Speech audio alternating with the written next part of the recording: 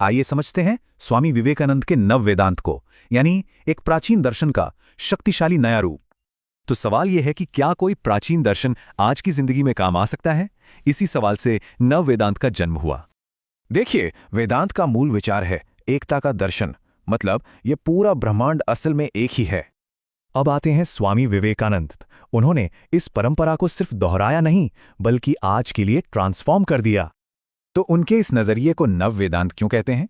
क्योंकि इसमें दो खास बातें थीं, तालमेल और व्यावहारिकता। मतलब उन्होंने वेदांत को एब्स्ट्रैक्ट सोच से निकालकर कॉन्क्रीट एक्शन से जोड़ा, निराकार से साकार तक का सफर।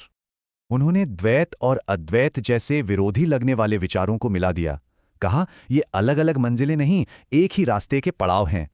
उनके शब्दों में ये एक दूसरे के लिए जरूरी हैं, मानो एक के बाद एक सीढ़ियां हों सच्चाई तक पहुंचने की। इसी तरह उन्होंने ब्रह्म और ईश्वर को भी जोड़ा। कहा, एक ही सत्य के दो अलग अलग रूप हैं। लेकिन सवाल वही है, ये सारी बातें हमारी डेली लाइफ में कैसे काम आएंगी? विवेकानंद का पूरा जोर इसी पर था। यही आता है उनका प्रैक्टिकल वेदांता, जो सबके लिए है। उनका मानना था कि धर्म बातों का नहीं, अनुभव का विषय है। उन्होंने पारंपरिक हेड यानी ज्ञान और हार्ट यानी भावना के साथ एक तीसरी चीज जोड़ी, हैंड यानी हाथ। और यही हैंड यानी हाथ फिलॉसफी को सोशल रिस्पॉन्सिबिलिटी में बदलता है, मतलब सेवा ही साधना है।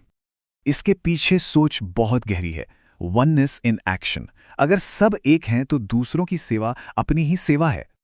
जरा इस सोच की गहराई देखिए। एक अमीबा और एक इंसान में भी असल में कोई भेद नहीं, सिर्फ डिग्री का फर्क है। और जब एकता की ये भावना मन में उतर जाती है तो नैतिक काम करने की प्रेरणा अपने आप मिलती है। तो सार ये है, वेदांत एकता सिखाता है जो प्रैक्टिस के बिना अधूरा है।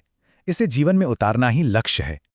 तो नव वेदांत धर्म और विज्ञान का संगम है।